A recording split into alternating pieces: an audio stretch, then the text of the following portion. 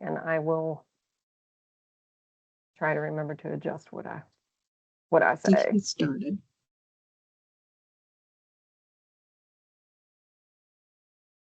All right, good afternoon, and welcome to the BEADS Provider and Case Management webinar.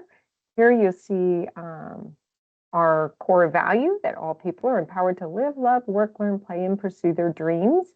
If you caught any of the kind of pre-webinar conversation, you'll know we're experiencing some technical difficulties with being able to post links today. So just know we're aware that that's a technical glitch of some sort with Teams, and we're going to try to get that resolved before we end today. But just wanted to let you know that we typically post certain things and it doesn't appear we're going to be able to do that today. So our apologies. Next slide.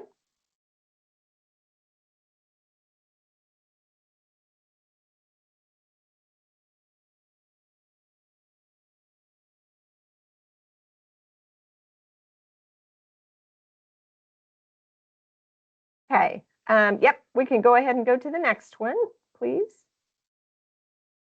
Before we get into the meat of our presentation today, next slide, please.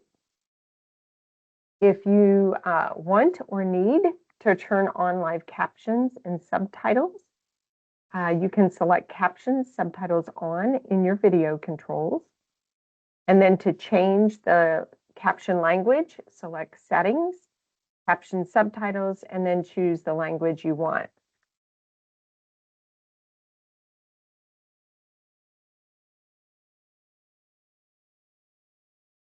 All right, so today our agenda looks very similar to what we typically go through. We have an update for all providers and case managers. Then we have updates for the health and wellness and traumatic brain injury waiver providers and case managers. And then updates for the community integration, habilitation, and family supports waiver providers. And then we'll go over some questions that we have received either in our last webinar or through our BEADS help that we've seen a trend with. And then we will do our typical call for future webinar topics that you may have for us. All right. So we're going to start with information for all home and community-based service waivers. So the 2025 IHCP Works Annual Seminar is coming up very soon. So this is FSSA and Gainwell Technologies have an annual seminar and invite all IHCP providers to attend. It's an in-person seminar that begins on Tuesday, October 21st, and then continues through Thursday, October 23rd. Now, a very good thing about this seminar is it's at no cost. It includes 3 full days of really great information. Registration is available online at the 2025, if you do a search for 2025 IHCP Works Annual Seminar Events, you will see the registration. Registered attendees are encouraged to use the RAH Conference Beat event app, which can be downloaded via the App Store or Google Play.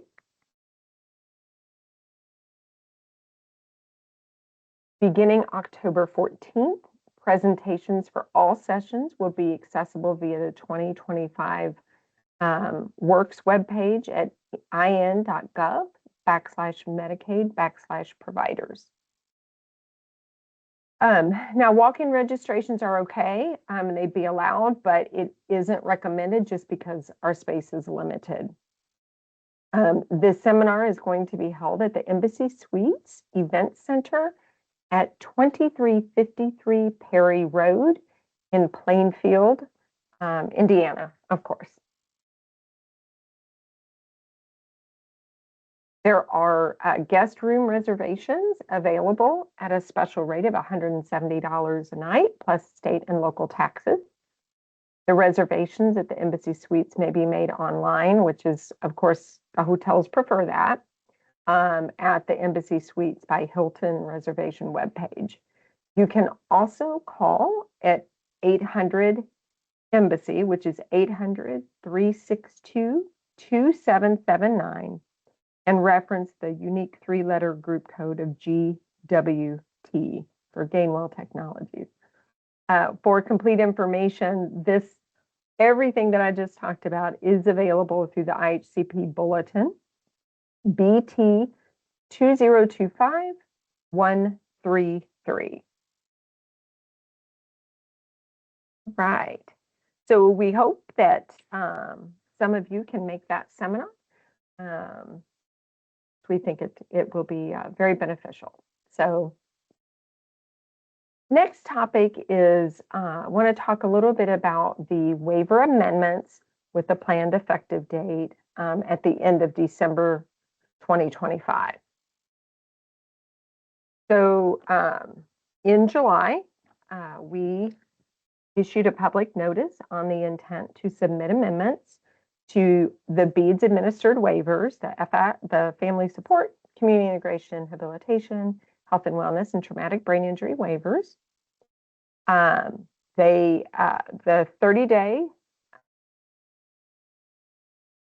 the amendments have been submitted to CMS for approval, and an announcement will go out once we receive the approval, and copies of the approved waiver amendments will be made available on our website. So as you may recall, we had included in the proposed amendment some limitations on certain services. So want to talk a little bit about that. So as noted, those amendments were submitted. The 30-day public comment period ended on August 9th for those waivers, and we reviewed and took under consideration all of the public comment prior to submitting the amendments to CMS for review. Our intent with CMS approval is to move forward with the proposed limits on recreational therapy, music therapy, and the reconfiguration of the behavior support services. So the Bureau's transition plan for these service limit changes includes the ability for individuals to maintain the service they're receiving up to the effective date of the change, which is December 31st. Any service plan as of December 31st of this year that includes services in excess of the proposed limitations must be updated by the waiver effective date to ensure compliance with the new limits. Okay, so this means individuals will be able to continue to receive their current approved hours until the end of December. And then after this date, all hours must be adjusted to meet the new service limit requirements. So we have asked case managers to work with individuals now to appropriately plan for any change in services necessary to ensure alignment with the proposed limits. If individuals receiving these services have questions about their services and next steps, they can contact their waiver case manager.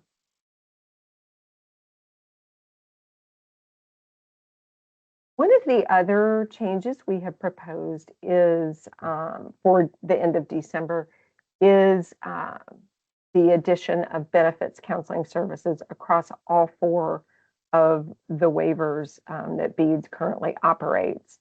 Again, the planned implementation date for these amendments is December 31st of this year.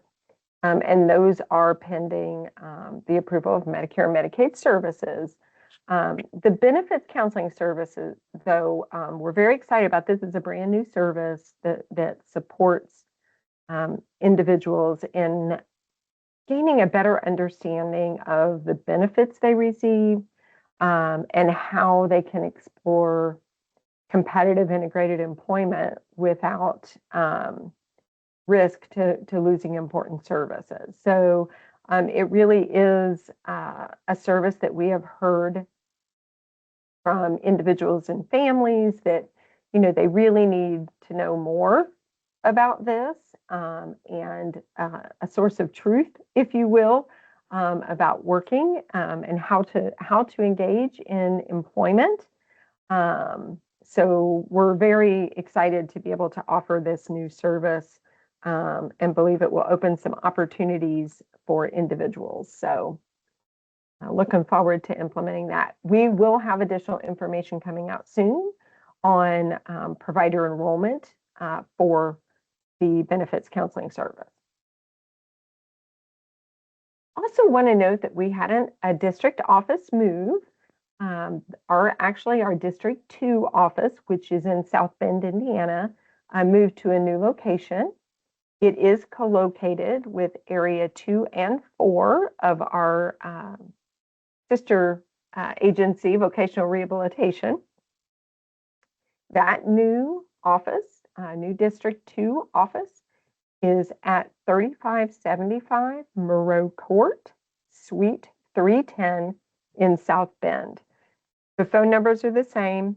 And in fact, if you are communicating via email with one of the District 2 staff, they put on their email prior to the move that we would be moving. So we've worked hard to get the word out there, but certainly please, if you work in that area, please share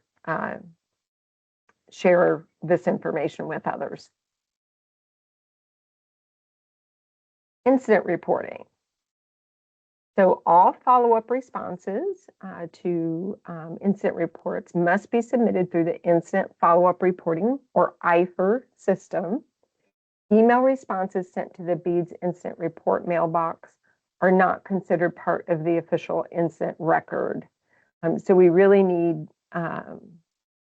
providers and case managers to use that IFR system for those follow-ups. To ensure proper documentation, review, and closure, all requested follow-up information must be submitted as a follow-up report via the Incident Follow-up Reporting System, or the IFR system. Now, there are situations where we may request specific documents. That might be billing records or investigation reports. Those documents like that should be sent directly to the mailbox, because the IFR system doesn't support uploading documents. So, but the follow-up to the actual incident report needs to be in the IFR system.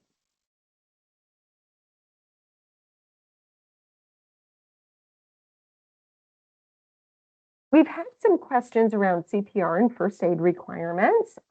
So want to touch on this as well.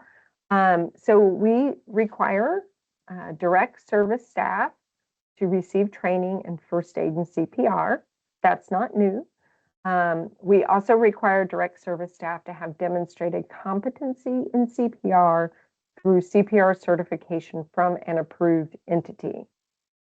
The CPR first aid training and certification is required for all direct service staff upon hire, prior to face-to-face interaction with individuals. Now, one of the questions we received is, does this include structured family caregiving if the family caregivers, or if the structured family caregiving is being provided by family caregivers? And the answer is yes, it does. It is the actual service, structured family caregiving, that requires the first aid and CPR training. So yes, that is required, even if it is a family member acting as the structured family caregiving provider. Non-compliance with this requirement will result in a corrective action plan being issued, because this is truly a safety matter.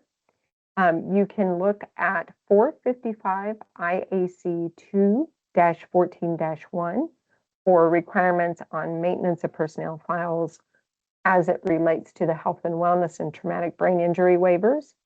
And you can look at 460 IAC 6-15-2 for the CIH and FS waivers, as well as IHCP Bulletin 202517 for more information.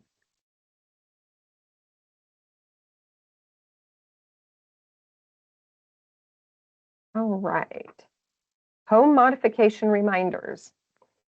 So these are reminders. Again, there's no change here right now, but these are reminders. Assessments should include all possible modifications the individual may need, as only one assessment is permissible per plan year. So that's really important. Assessments should include any costs that will be the responsibility of the individual or necessary to make a modification functional. So for an example, a larger water heater. The assessment pack should include drawings that are clearly outlined and include applicable measurements and should include any permit requirements. And then the the EMOI stands for Environmental Modification Install. So the people doing the home modification. Those providers should meet with the individuals and families prior to bid submission. And that should also include a site visit.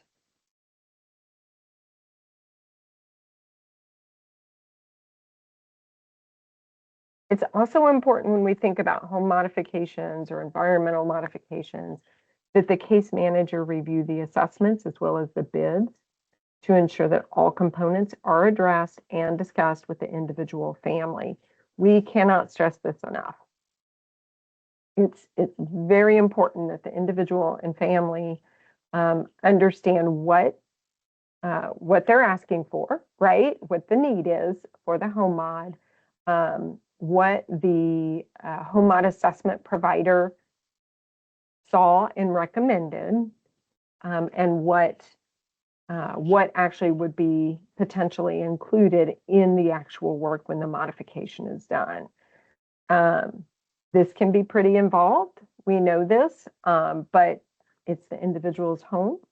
So we need to really take the time as the provider and the case manager to help ensure that the family understands what the plan is moving forward. The case manager should also ensure that the needs that are necessitating the modification are outlined in the PCISP.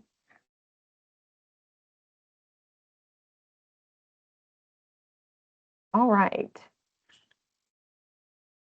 So the diagnosis page in the BEADS portal. So as you know, we just went through the waiver consolidation. So we took the functionality from CAMS and essentially developed that functionality, or a lot of that functionality, in the portal, the BEADS portal, on July 1st. We have seen some glitches with diagnoses, shall we say. So this is a great time to review an individual's current identified diagnoses to make sure that they reflect the individual's current experience. So what we are asking is for case managers, when they're in the portal, to take a peek at the diagnosis page and make sure that the diagnoses and conditions are accurate and current, because this allows the individual to be supported by a team who knows, understands, and can support them in their current stage of life. The waiver diagnosis grid should be specific to the TBI and FSCIH waivers. This is because there are specific diagnostic requirements for these waivers. So case managers supporting individuals on the TBI waiver will see that the individual requires a primary TBI diagnosis to be present on the waiver diagnosis grid. So as case managers, please ensure that the TBI diagnosis in this field is that of the diagnosis that was on the 450B upon original eligibility determination. Case managers supporting individuals on the health and wellness waiver will see diagnoses listed in the mental health or medical diagnoses grid. And then case managers supporting individuals on the family supports or community integration habilitation waiver will see a primary IDD diagnosis in the waiver diagnosis grid. Now, some case managers will see a combination of these, so please be mindful when entering or editing diagnoses to ensure it conforms with the specific waiver requirements on which diagnosis belongs where.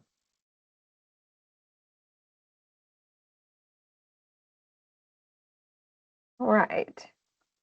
I'm going to move to some updates for providers and case managers that work with individuals on the health and wellness and traumatic brain injury waivers now.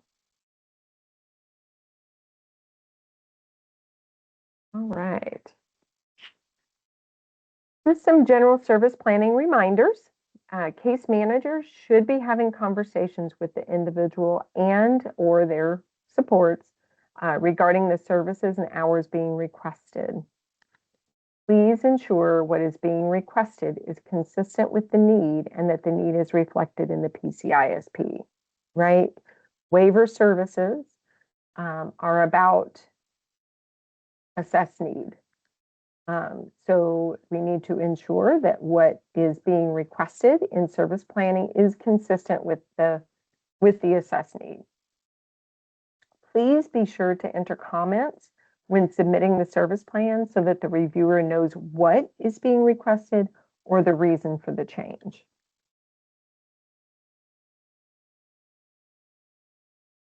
Now, we've included some service planning tips to avoid help desk. We know that no one likes having to submit a ticket and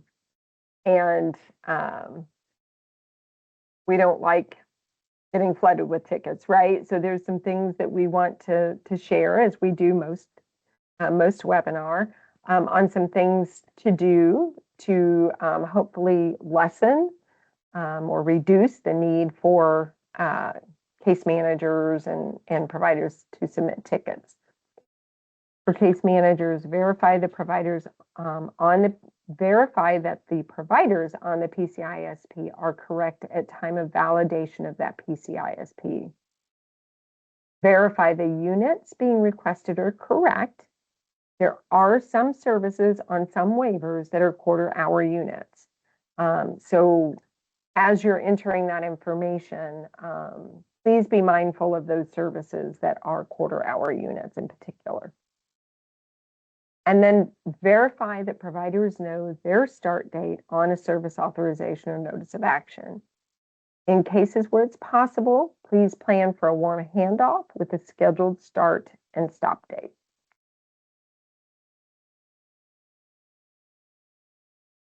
All right. RFAs, or requests for authorizations. So as a reminder, RFAs that were in CAMS, which was that case management system prior used for the health and wellness and TBI waivers and the A&D waiver prior to July 1st,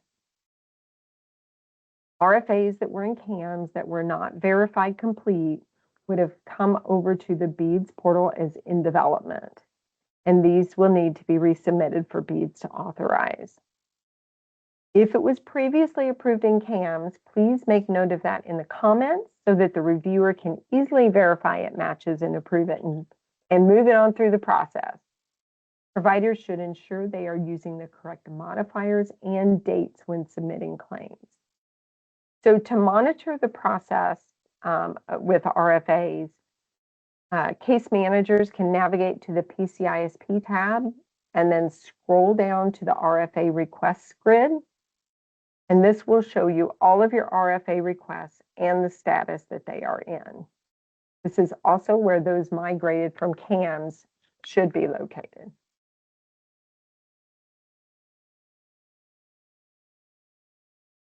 All right, health and wellness waiting list and invitations. So waiting list placement can be confirmed using our online portal. I'm not going to read this URL because it's very long, but if you do a search for Indiana's Medicaid waiver wait list, for example, it will pull up. General invitation information is also available on our state website under the information for individuals and families and the HCBS waiver waiting list information website. And we will post this so that you all will have access to these links. General questions about the wait list and invitations can be directed to Medicaid at fssa.in.gov. BEAD-specific questions can be directed to bds.help@fssa.in.gov. Now, in October, you may recall that we implemented some time ago a process of resending waiver invitations when individuals either did not or were not able to move forward with the process in a timely fashion, which is 180 days from the date of invite in October. And we had paused resending some of those waiver invitations because of our July 1st launch with the waiver consolidation and the implementation of the LCAR.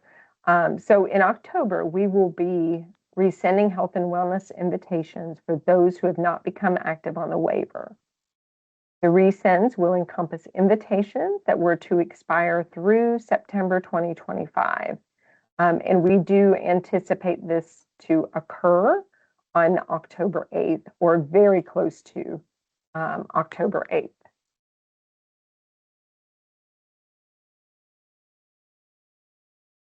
All right, level of care assessment representative, or LCAR, we have some updates here. So as a reminder, the level of care assessment representative, sorry, I've got those words transposed. It's level of care assessment representative vendor is Maximus. And Maximus continues to work through the priorities to complete nursing facility level of care assessments and recommendations for active health and wellness and traumatic brain injury waiver individuals who have an expired nursing facility level of care. Please do not encourage those families to call Maximus to set up the reassessment. Maximus will be reaching out. They are currently working through waiting list invites, expired level of care situations for health and wellness and traumatic brain injury waiver, as well as working on new referrals from the area agencies on aging that the area agencies on aging were unable to assess prior to July 1st of 2025. And then Maximus is also working on those new referrals effective July 1st, 2025, and all the HCBS reassessments, the annual reassessments. So again, if the individual has requested waiver for the first time and a new referral has been submitted, there's no need. And in fact, we do not want to clog the system with sending that, completing an additional level of care request for the same person. So submit the request once for those initials if you're supporting someone who's trying to get an initial assessment, but you don't need to submit it more than once. Maximus will reach out and get that scheduled. The level of care assessors, when they receive a case, they will then reach out to the individual or legal rep to get the assessment scheduled. As case managers, for those of you included here in this webinar that are case managers, what you can do is support the individuals on the waivers, the health and wellness and TBI waiver, and offer assurances to them that when they get a call or a contact from Maximus, it's okay for them to respond. In fact, we want them to, and they are simply going to do the level of care assessment, and case manager will continue in their role as well. All right, the traumatic brain injury waiver level of care. So the TBI waiver can be accessed utilizing one of two levels of care. That could be the nursing facility level of care or the ICFID level of care for individuals with intellectual and developmental disabilities. So the TBI eligibility criteria must be assessed at every initial, re-entry, and annual assessment. That is true for all of the BEADS operated waivers. There's an initial level of care assessment and determination. Upon re-entry, there is also a level of care assessment and determination. And then annually, there is an assessment and determination. So again, individuals may access the TBI waiver if they have either nursing facility or ICFID level of care. Now, if any individual seeking the TBI waiver will be assessed to see if they meet nursing facility level of care. If they do not meet nursing facility level of care for the TBI waiver, then the Bureau of Disability Services, our district offices, well, let me step back. The Bureau of Disability Services will reach out to the, for example, the TBI or the Area Agency on Aging that might be working with the individual. We will reach out to them and talk with them about how to support the individual and potentially applying for BEAD services, which would get them assessed for ICFID level of care. So we've had a process in place for a number of months, actually probably closer. It's probably been a year now. It's actually been a year. We have a process in place where that works pretty smoothly for individuals seeking the TBI waiver, but also if an individual is on the TBI waiver and has their annual reassessment and is found not to meet nursing facility level of care, we will work with the TBI case manager on how to support that, or supporting them and helping the individual and family get connected to the BEADS district office to get an assessment for ICFID level of care. Then at the annual reassessment, if an individual is accessing the TBI waiver based on ICFID level of care, at that annual reassessment, we will coordinate with the TBI case manager for to get that reassessment completed. We do know that currently the ICFID level of care date in the BEADS portal may or may not be accurate depending on the situation. So we are working to do some data cleanup there. I would also note that recently we sent out an announcement or a communication that we now have a small waiting list for the traumatic brain injury waiver. That is a waiver that has 200 total slots. So we are currently operating that waiver with a wait list. Next slide, please. So I want to spend a couple minutes talking about health and wellness and TBI waiver case manager's role with hearings and appeals. So the Division of Disability, Aging and Rehabilitative Services, or DDARS, has a new email to accept appeal status inquiries about Medicaid waivers, inclusive of the health and wellness, traumatic brain injury, family supports, and community integration habilitation waivers. And that is ddars.appeals@fssa.in.gov.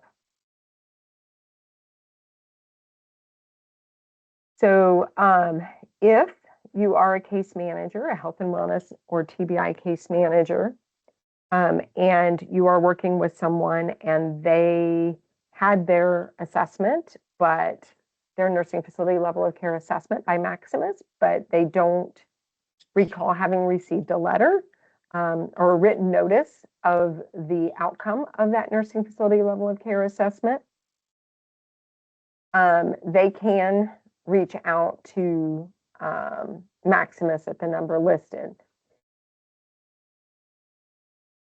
They should be receiving those letters. So I would encourage case managers, if someone says that, I would talk with them about what that might have looked like in terms of what was sent to them.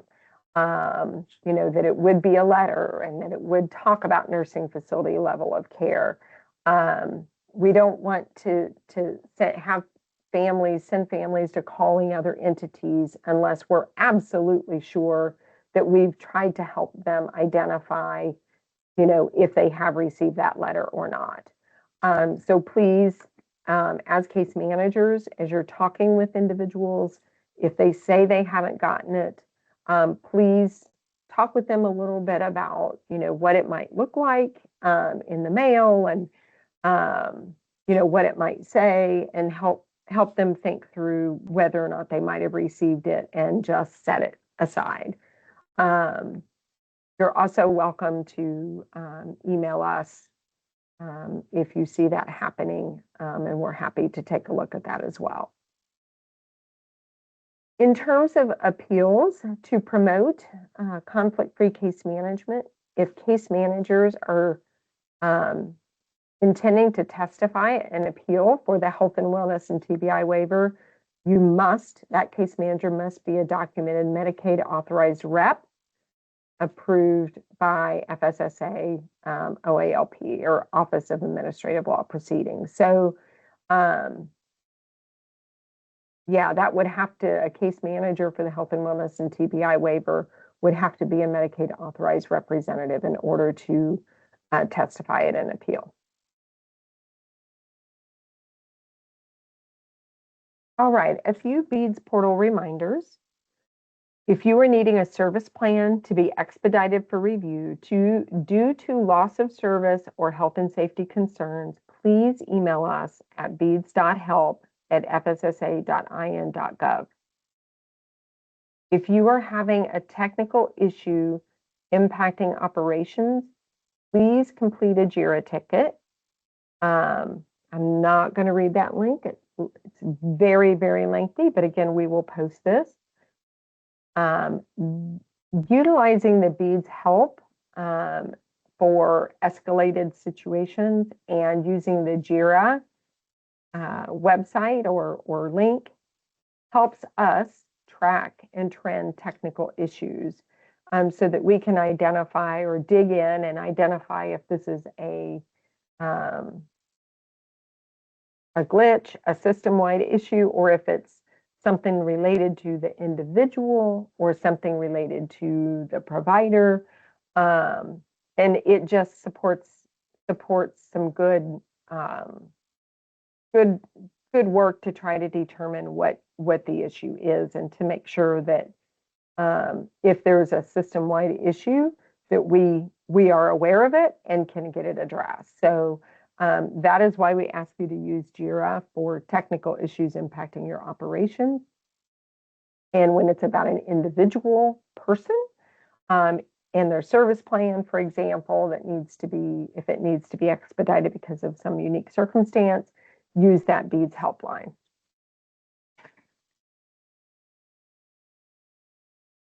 All right. I want to talk a little bit now with providers and case managers for the CIH and family support waivers. All right, short-term budget requests, formerly known as BEMERs or budget modification requests. So 460 IAC 13-3-5 defines a budget modification request, or a BMR, as a temporary request for additional funds beyond the approved allocation and notice of action. So budget modification requests or short-term budget requests, same thing, are for 6 months or less for each unique event. STBRs submitted after the onset of the event will be denied by BEADS after 6 months, potentially even if the STBR is submitted under a different qualifying event.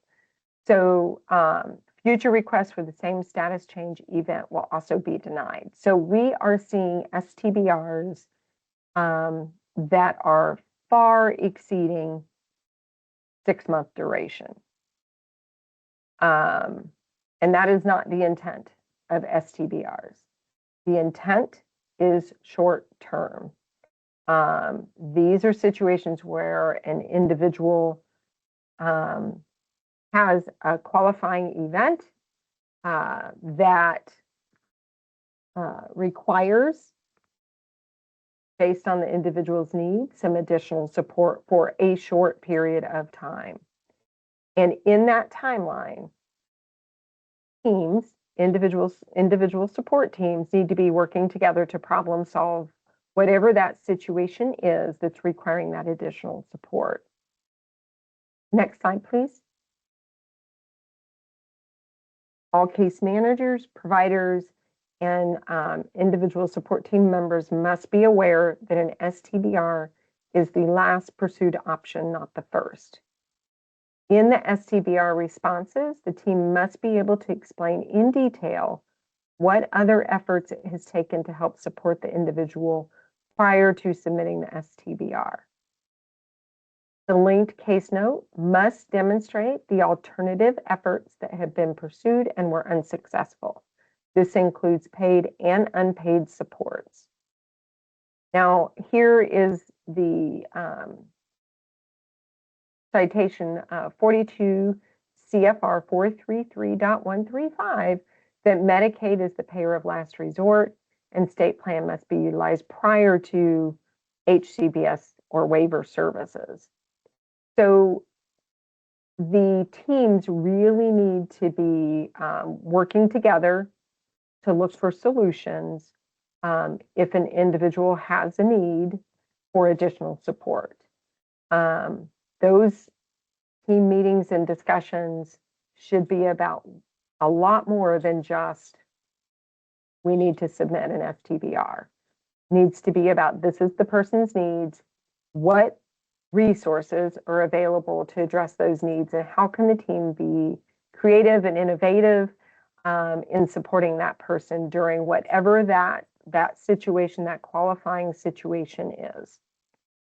And how can we then return that individual, if an STBR is submitted and approved, what that team needs to be planning for when those STBRs are over, right? At the end of that 6 months at the longest. Next slide. So we're seeing a lot of STBRs or short-term budget requests for individuals living alone. So 460 IAC 13-6-1 notes in A, for individuals deemed appropriate to share staffing, it is expected that they will have housemates or another BDS-approved staffing model. Only individuals determined by BEADS to be incapable of utilizing shared staffing may receive a budget for living alone. Now, again, the short-term budget requests are for 6 months or less. So as a reminder, the STBR timeframe is in place for the IST to address the overarching issue that has created the living alone situation in this particular situation. If the STBR is for living alone, an approval will not exceed 6 months unless the IST has approval from BEADS for the individual to continue living alone. So we will be providing more information on this request process, but the key here is this is the CIH waiver is a shared living model for individuals that require, particularly for individuals that require 24/7. So teams need to work diligently or continue to work diligently on addressing those individuals to those individual situations where there is not a housemate or housemates.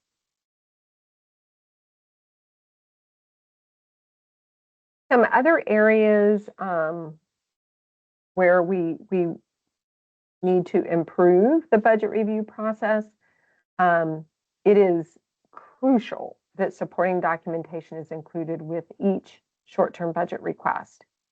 And the case manager and case manager supervisor need to ensure this is included prior to submitting to feeds. We must ensure the team, case manager, provider must ensure the requested units and hours are calculated correctly. So a request for 24-hour staffing should not be submitted for over 24 hours a day, as an example. All alternative options should be discussed and documented. That includes less restrictive measures such as remote supports, alone time, natural supports, and other services and supports available in the community. Challenging conversations with the individual, provider, or guardian may be necessary.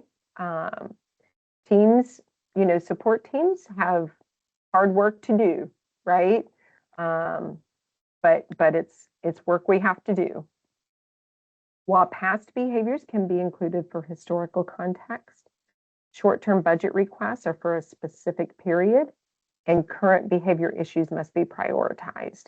So this is really speaking to situations where individuals may have exhibited a certain behavior many years ago, or 5 years ago, let's say, but they haven't had any recurrence of that, right?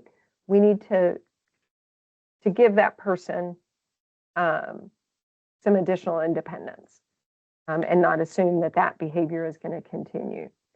As an example, if someone used to, I don't like this term, but elope 6 years ago, it doesn't mean that they'll do that today. If that's the reason that the team is requesting one-to-one staffing, we will be questioning that. We will be questioning that because, again, that was 6 years ago, right?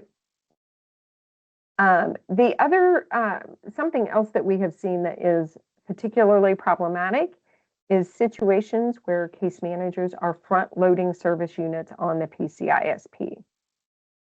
So, for example, a case manager is front-loading a plan year with a lot of residential hab, let's say, in the beginning of the year, the plan year. And then that person's allocation is not lasting the full year. That is an unacceptable practice because that puts that individual at risk. Because those allocations are what that individual has, and any need over and above that allocation has to be requested and may or may not be approved. So front loading of service units on a PCISP is an unacceptable practice. Each short-term budget request must provide a detailed plan of action moving forward. So if the STBR is requested because the person lost a housemate, for example, there needs to be a clear plan and action on that plan by that team to identify another housemate. Some other ideas are, again, remote supports, community-based activities such as a job, remote supports, alone time, etc. All right, moving along. Provider attestations.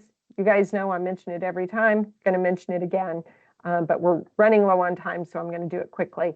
As a reminder, for providers on the CIH and FS, you must log in at a minimum every 90 days and update your provider profile. As I do almost every month, I'll remind you that this was something providers asked for, and we built in that functionality so that you can update your information, and even provide a little bit of information about your agency that will then print on the choice list. If you need help in how to do that, you'll find information on how to do that in the BEADS portal. Next slide. It is important to complete that attestation on a quarterly basis at a minimum, but it's also important that when you complete that attestation that you actually review your profile to make sure it's current. We've had a number of situations where the provider has completed an attestation to say that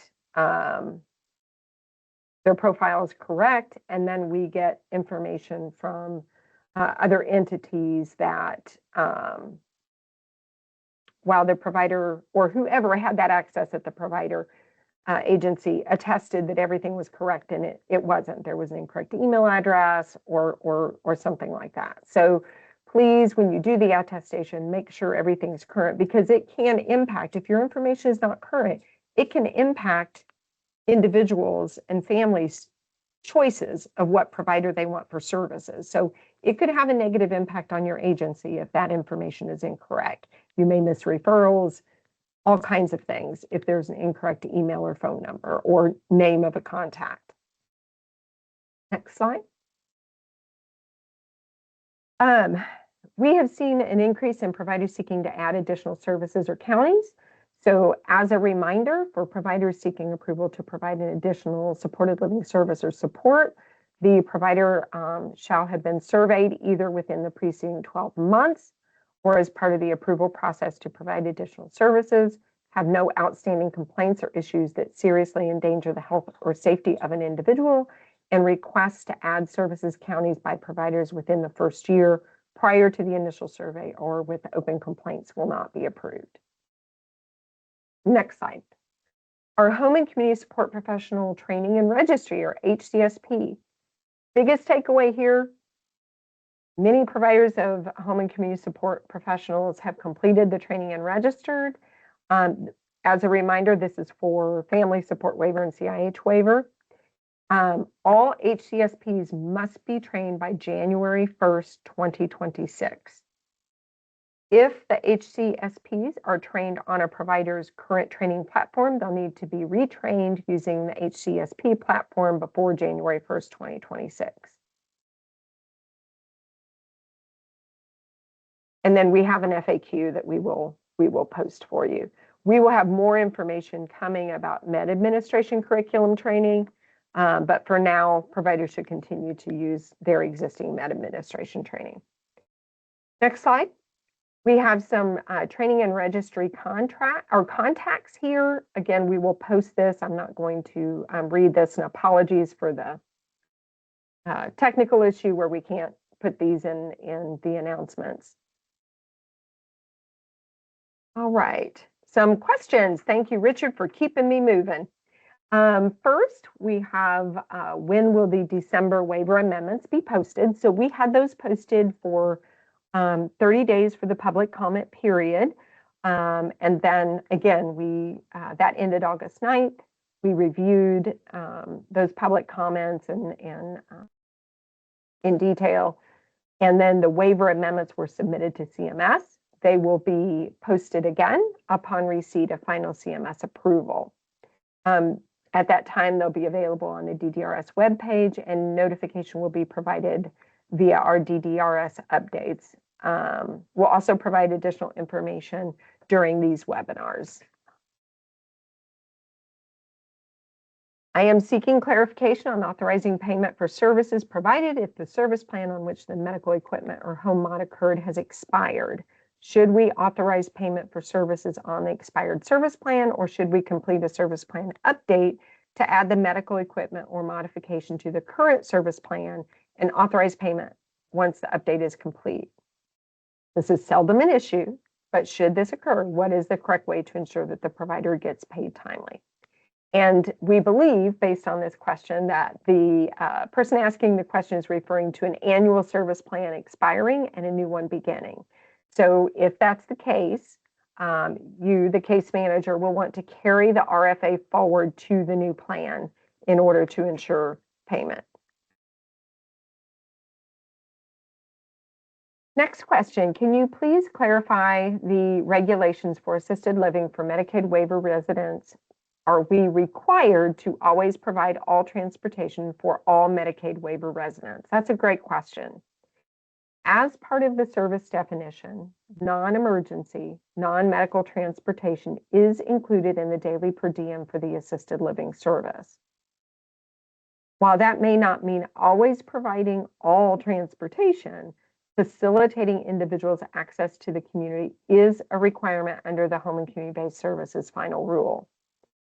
CMS, our federal partners, have noted that each setting must ensure their model of service delivery aligns with the regulatory criteria to support participants' autonomy in making choices about daily activities.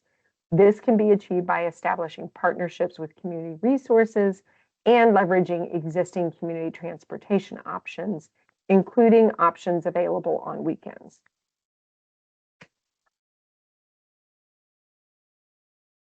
In the June Case Manager Provider webinar, there was a question about the requirement to do the OIG exclusions list checks monthly. The answer given referred attendees to the provider reference module, but there was just information related to this under the Health and Wellness and TBI section, section 12. There wasn't any mention under the Family Support and CIH waiver section. Do we need to be rechecking that exclusionary list monthly for all employees and contractors if we are just providing services through the Family Support and CIH waivers and not through the Health and Wellness and TBI waivers? So we are referring you to the Office of Inspector General Exclusionary List located on page 207 of the DDRS HCBS Waivers Provider Reference Module for the requirements. The OIG's website states, OIG maintains a list of all currently excluded individuals and entities called the List of Excluded Individuals Entities, or LEIE. Anyone who hires an individual or entity on the LEIE may be subject to civil monetary penalties. To avoid civil monetary penalty liability, healthcare entities should routinely check the list to ensure that new hires and current employees are not on it. There's also a link for email updates, including notifications when the LEIE is updated on the bottom of every web page. All right, one more question. I believe this is our last one. Yep. One of our care managers recently received an incident report from a provider in reference to an issue with one of the provider staff. The provider staff was having the individual clock in for staff when staff was not physically present in the individual's home to make it appear like staff was working with the individual. One of the follow-up questions the care manager received from the IR file by the provider was, number one, was Medicaid informed of possible provider fraud? Whose responsibility is it to alert Medicaid of this? Is it the responsibility of the case management entity or the provider? And what is the best avenue to inform Medicaid? So 455 IAC 2-8-2 states the provider of case management services, or in the event there's no case manager, the provider to an individual shall submit a follow-up report concerning the incident. If the case management provider in developing the follow-up report has verified that the provider has not reported the fraud, then the case management provider would be responsible for the reporting. And then there is a reference here to the Medicaid Public Assistance Fraud webpage. All right, we are 1 minute to end. If you have ideas, please, for future webinars, please email us at beadsproviderservices@fssa.in.gov. Our next webinar will be October 28th at 3 p.m. Eastern Time. We appreciate you giving us some of your afternoon and look forward to seeing you again next month. Thank you so much and have a great rest of your week.